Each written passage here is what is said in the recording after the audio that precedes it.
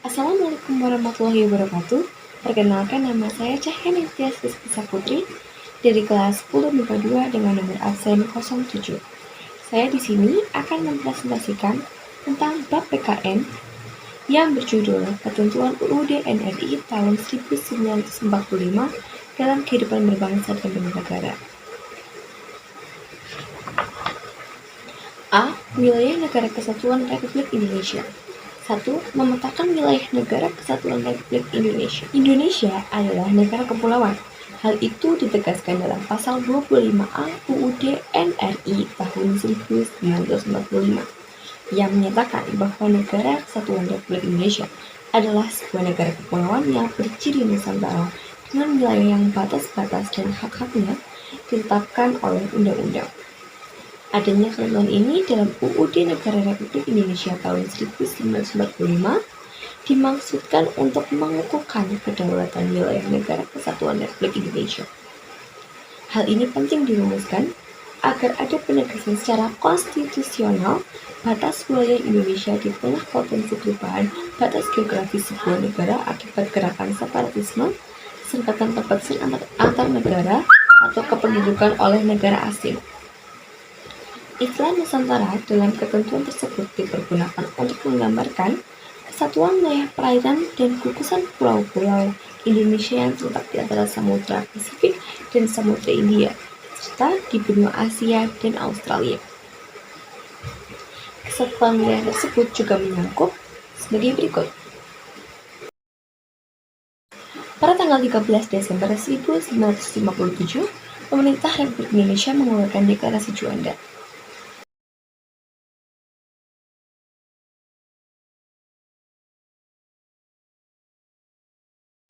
Laut bukan lagi sebagai pemisah, tetapi sebagai pemersatu bangsa Indonesia. Prinsip ini kemudian ditegaskan melalui peraturan pemerintah pengganti Undang-Undang Nomor 4 PRP 1960 tentang perairan Indonesia. Berdasarkan Deklarasi Juanda, Republik Indonesia menganut ciri negara kepulauan yang berciri Nusantara. Konsep itu kemudian diakui dalam Konferensi Hukum Laut PBB tahun 1982. United Nations Convention on the Law of the Sea yang ditandatangani di Montego Bay, Jamaika tahun 1982.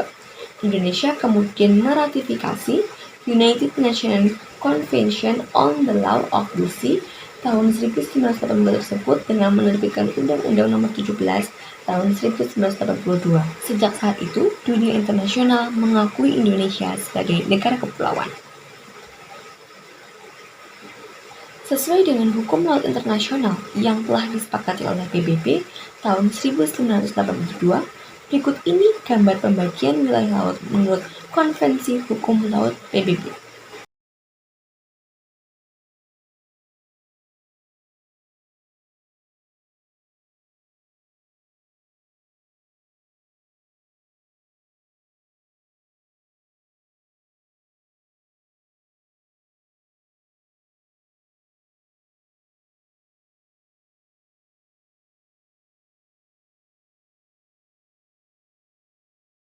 Dua, batas wilayah Negara Kesatuan Republik Indonesia. Batas-batas wilayah di sebelah utara Indonesia sebagai berikut.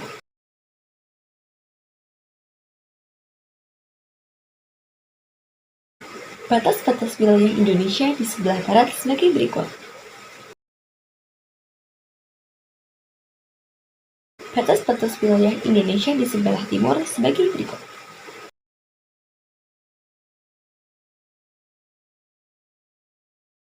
Batas-batas wilayah Indonesia di sebelah selatan sebagai berikut.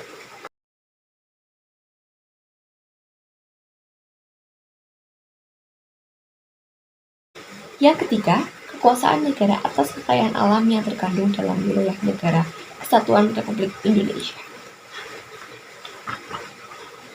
Pasal 33 ayat 2 dan 3 UUD NRI tahun 1945 memberikan jawaban yang menyatakan bahwa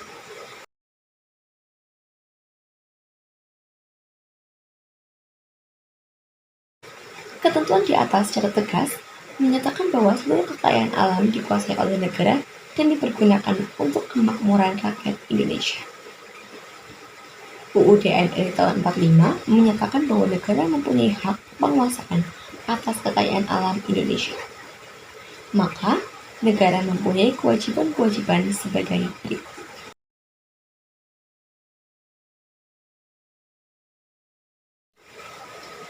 B. Kedudukan warga negara dan penduduk Indonesia. Yang pertama, status warga negara Indonesia. Kewarganegaraan Republik Indonesia diatur dalam Undang-Undang Nomor 12 Tahun 2006 tentang Kewarganegaraan Republik Indonesia. Menurut undang-undang ini, orang yang menjadi warga negara Indonesia atau WNI adalah sebagai berikut ini.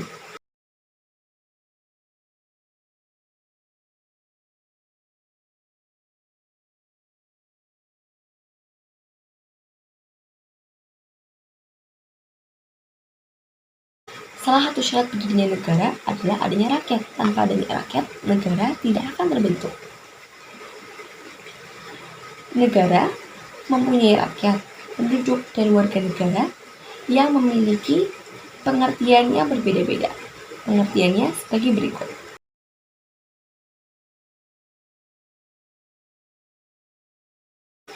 Pasal 26 ayat 2 UUD NRI tahun 1945 menegaskan bahwa penduduk ialah warga negara Indonesia dan orang asing yang bertempat tinggal di Indonesia. Dengan demikian, di Indonesia semua orang yang tinggal di Indonesia, termasuk orang asing pun, adalah penduduk Indonesia. Sebagai penduduk Indonesia yang sah, setiap orang harus memiliki KTP atau surat keterangan penduduk. Surat keterangan penduduk itu sangat penting apabila sudah dewasa, sudah mencapai usia 17 tahun. 2. Asas-asas kewarganegaraan Indonesia. Asas kewarganegaraan adalah dasar berpikir dalam menentukan masuk tidaknya seorang dalam golongan warga negara dari suatu negara tertentu. Asas dalam menentukan kewarganegaraan dibedakan menjadi dua sebagai berikut ini. Asas ius sanguinis atau asas keturunan, yaitu kewarganegaraan seorang ditentukan berdasarkan pada keturunan orang yang bersangkutan. Sedangkan asas ius soli atau asas kedaerahan atau tempat kelahiran, yaitu kewarganegaraan seorang ditentukannya berdasarkan tempat kelahiran. Adanya perbedaan dalam menentukan kewarganegaraan di beberapa negara, baik yang menerapkan asas ius soli maupun asas ius sanguinis, dapat menimbulkan dua kemungkinan status kewarganegaraan seorang penduduk sebagai berikut. Dalam menentukan status kewarganegaraan seseorang, pemerintah suatu negara lazim menggunakan dua stelsel berikut ini. Yang pertama, stelsel aktif, dan yang kedua, stelsel pasif. Stelsel aktif yaitu seseorang harus melakukan tindakan hukum tertentu secara aktif untuk menjadi warga negara atau naturalisasi biasa. Yang stelsel pasif yaitu seseorang dengan sendirinya dianggap sebagai warga negara tanpa melakukan tindakan hukum tertentu atau naturalisasi istimewa. Berkaitan dengan kedua stelsel tadi, seorang warga negara dalam suatu negara pada dasarnya mempunyai hal-hal sebagai berikut, yaitu hak opsi dan hak repudiasi. Apa itu hak opsi? Yaitu hak untuk memilih suatu negara dalam stelsel aktif. Dan hak repudiasi yaitu hak untuk menolak suatu negara stelsel pasif. UU RI nomor 12 tahun 2006 tentang Kewarganegaraan Republik Indonesia dinyatakan bahwa Indonesia dalam menentukan kewarganegaraan menganut asas-asas sebagai berikut ini. 3. Syarat-syarat menjadi warga negara Indonesia. Permohonan kewarganegaraan dapat dibedakan menjadi dua sebagai berikut ini. Yang pertama, naturalisasi biasa, yaitu orang dari bangsa asing yang akan mengajukan permohonan kewarganegaraan dengan cara naturalisasi biasa harus memenuhi syarat sebagaimana yang ditentukan dalam pasal 9 Undang-Undang RI nomor 12 tahun 2006 sebagai berikut ini. Yang kedua adalah naturalisasi istimewa. Naturalisasi istimewa diberikan sesuai dengan ketentuan pasal 20 UU RI nomor 12 tahun 2006. Naturalisasi istimewa diberikan kepada orang asing yang telah berjasa kepada negara kita atau negara Republik Indonesia atau dengan alasan kepentingan negara. Setelah memperoleh pertimbangan Dewan Perwakilan Rakyat Republik Indonesia, naturalisasi istimewa batal diberikan jika menyebabkan orang asing tersebut berkewarganegaraan ganda. Yang keempat, penyebab hilangnya kewarganegaraan Indonesia. Menurut UU RI nomor 12 tahun 2006, jika warga negara Indonesia dapat kehilangan kewarganegaraannya jika bersangkutan melakukan hal-hal sebagai berikut ini.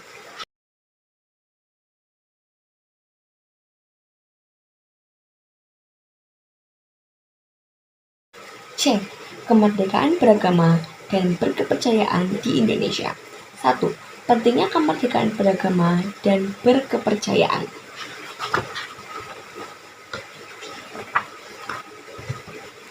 Kemerdekaan beragama dan kepercayaan di Indonesia dijamin oleh UUD Negara Republik Indonesia tahun 45 dalam pasal 28E ayat 1 dan 2 yang bunyinya sebagai berikut ini. Di samping itu, dalam pasal 29 UUD NRI tahun 1945 ayat 2 disebutkan bahwa negara menjamin kemerdekaan tiap-tiap penduduk untuk memeluk agamanya masing-masing dan untuk beribadah menurut agama dan kepercayaannya itu.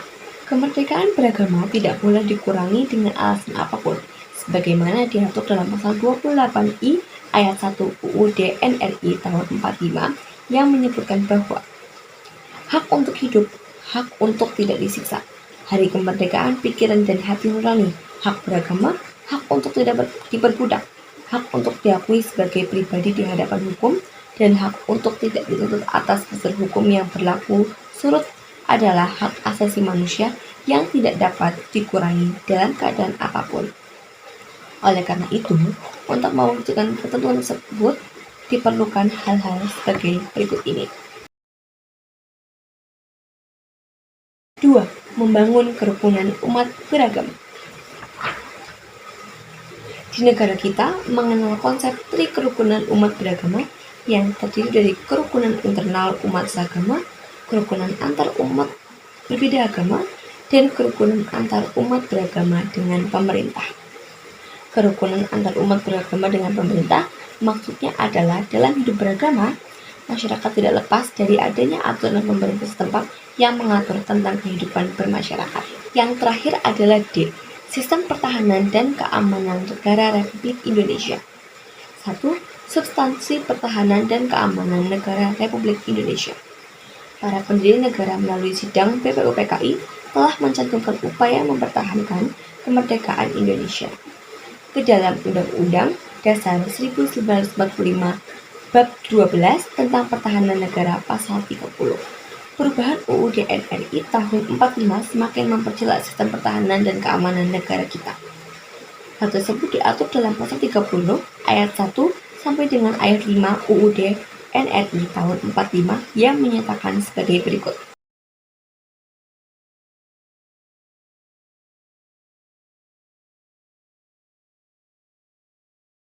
Sistem pertahanan dan keamanan yang bersifat semesta merupakan pilihan yang paling tepat bagi pemerintah Indonesia yang diselenggarakan dengan keyakinan pada kekuatan sendiri serta berdasarkan atas hak dan kewajiban warga negara dalam usaha pertahanan negara. Sistem pertahanan dan keamanan yang bersifat sementara bercirikan sebagai berikut ini.